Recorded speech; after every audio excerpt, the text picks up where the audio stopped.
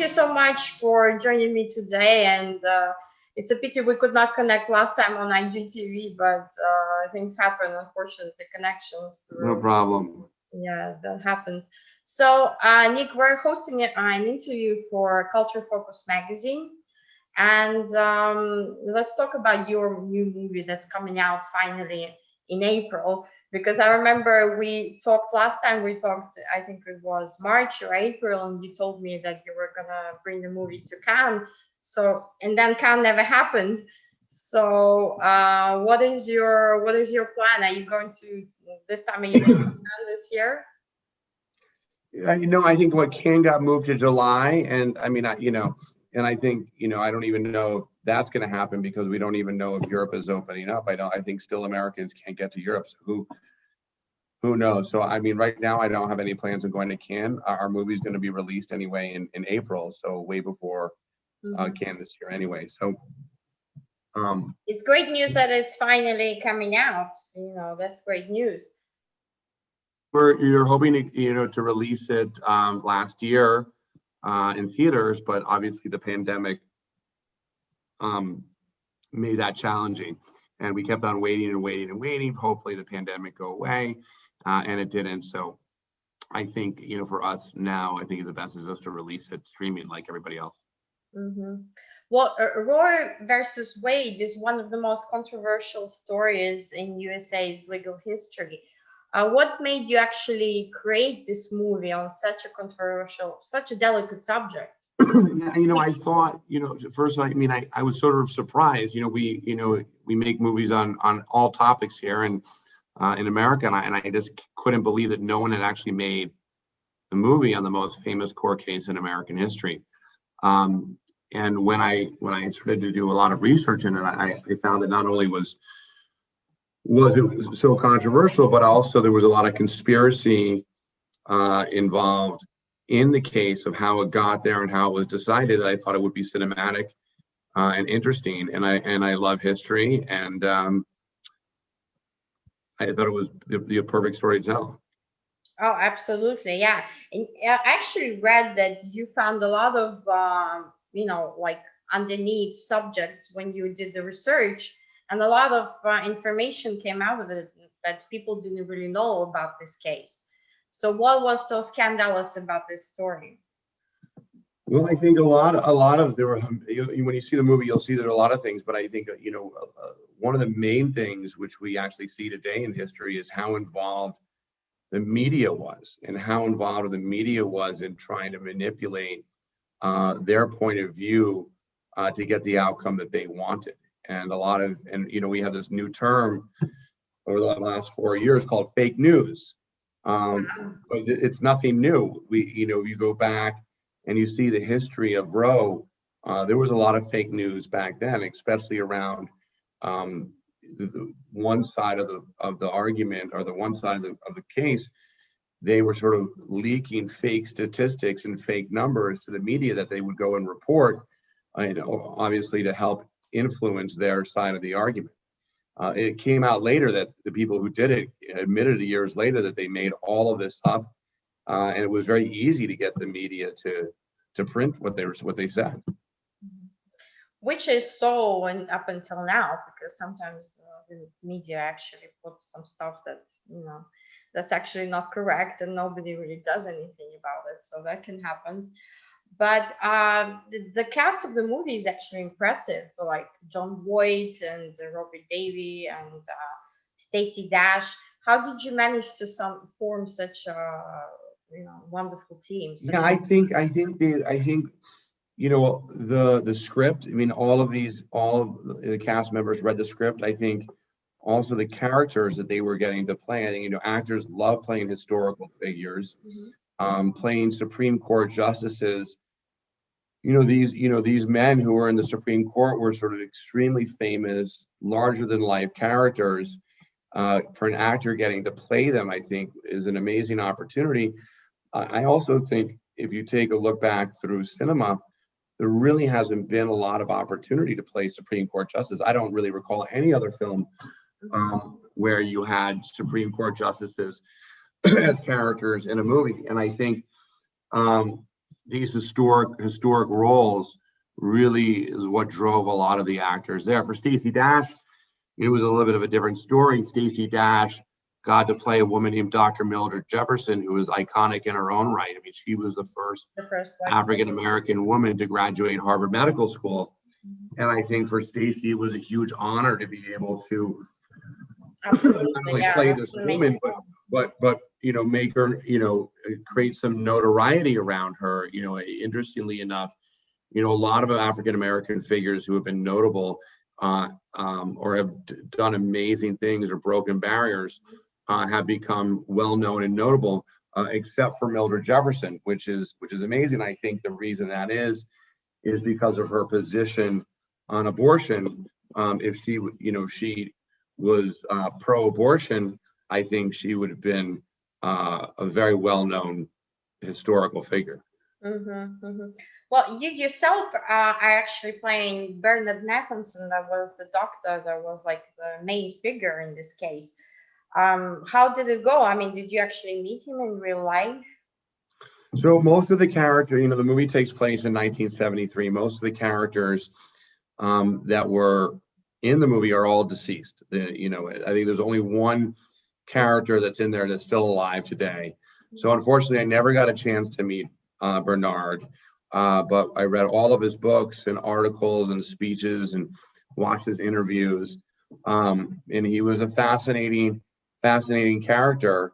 It was a challenge to play the role, going through such a myriad of different emotions, and going through his whole turn and change of heart.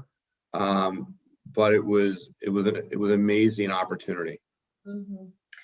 And actually, you have worked with such important actors like Bruce Willis, Barbara Streisand, Jared Butler. Who are you friends with? Because I know you have a lot of important friends. So who your friends are actually in Hollywood? Who are my friends? I mean, I'm friendly with a lot of people out there. I sort of try to keep my personal relationships private and personal. So, especially in Hollywood, Yeah, that's important. Absolutely. And the film has actually participated at the Vienna Independent Awards, and John Voight has won the Best Supporting Actor award. So do you expect more prizes coming after the release of the film?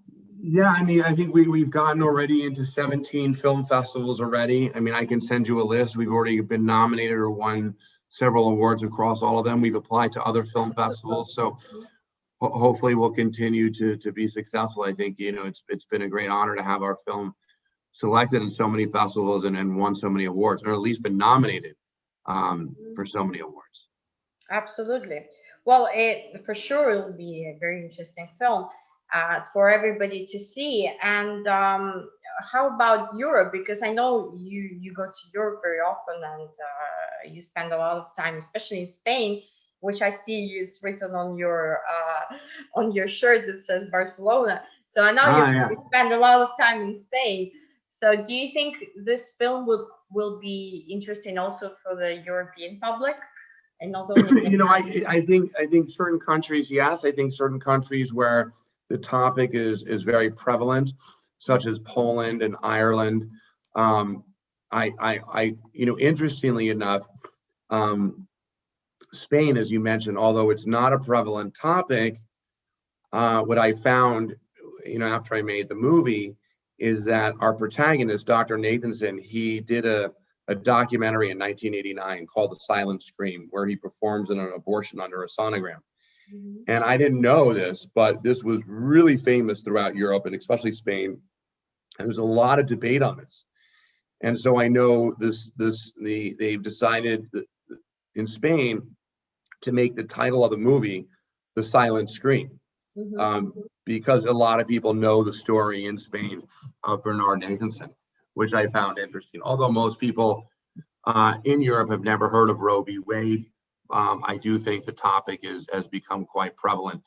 I think it's probably more so here in the United States because we have, compared to Europe, much more liberal abortion laws than most of Europe. I mean, Europe, although abortion is legalized, there are a lot of parameters and restrictions around around all of it. Unlike here, where essentially at the end of the day, you can really get an abortion for any reason at any time.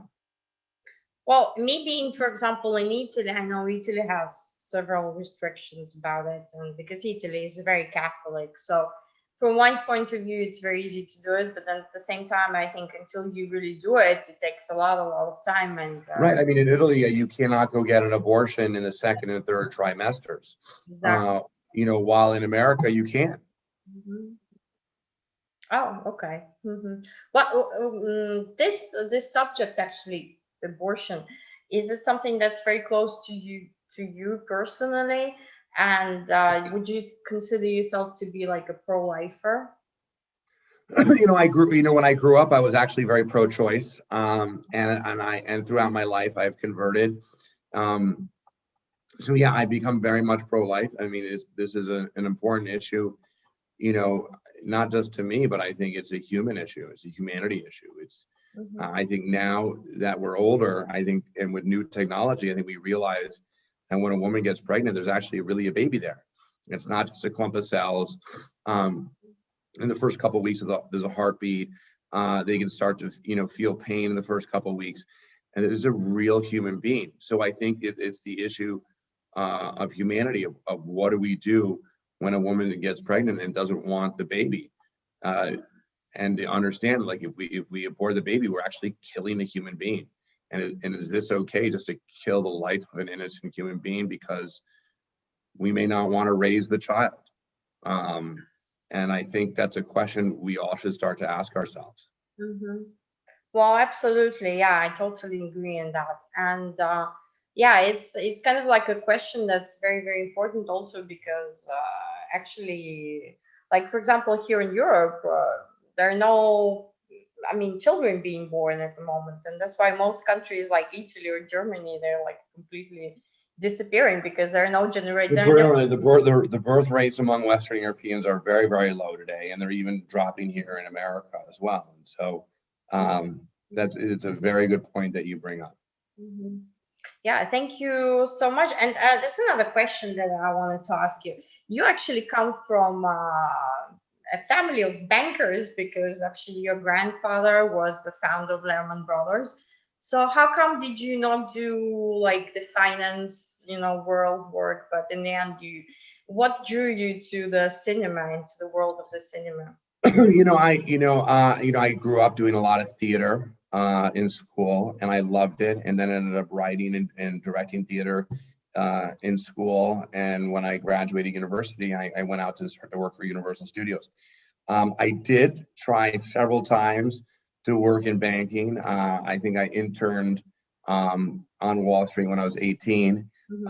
And then again, I actually went to go work myself for Lehman Brothers when I was in my early 30s. I had left film for a while, and it really never was for me. I tried to like it. It doesn't, I've always been more of a creative person, and not really a numbers or a banking guy. And so, now I'm just sort of going to stay in film. I see. Well, in this film, actually, you're not only the actor, but also the producer and the director. So that's a huge responsibility. How did you balance all this together? Well, luckily enough, I had a directing and producing partner named Kathy Lynn who helped me. We also co-wrote the script, and I think the balance of having us, I would definitely not have been able to do this alone. I think really as my first film, I think it's very challenging to direct and then be the lead, especially if you've never directed a film before. And so having Kathy there helped me balance and get through all of it. Yeah, absolutely. No, I understand. And it And was also great to have her, to have a being such a controversial topic between a man and a woman, having a female writer director to get the female perspective oh yeah, throughout the process in this, I thought was also very valuable. yeah. I realize you probably need a woman who would write the script, to cover such a delicate Of issue. course. Yeah. And what are your plans for past COVID? Because for now we're all kind of blocked with these regulations, and especially the world of cinema. What are your plans for this past pandemic? when this all finishes? Well, I mean, I'm looking to make my next movie, so we're trying to put my next film together, and so hopefully when COVID ends, we'll be able to start shooting. Mm-hmm. Okay. That's great. What is it going to be about? This is not a secret. No, no, no. So essentially, the movie takes place during the American Revolution, where the Americans and the British would offer emancipation, freedom to slaves that would come and fight for them. And it is the true story of a slave recruited by George Washington, who ended up being a very intelligent, brilliant guy that they ended up using to spy on the British. And essentially the slave ends up helping Washington win the American Revolution and earning his freedom. And it's a hidden story that's never been told, of this African American guy who essentially is an American patriot, an American hero.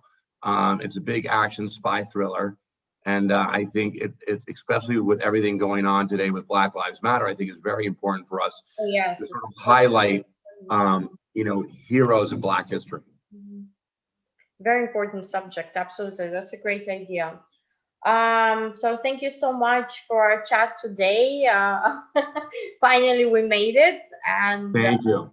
And you never know, maybe it will be possible to do an interview in Europe when you come to Europe. That would be my pleasure. That'd be great.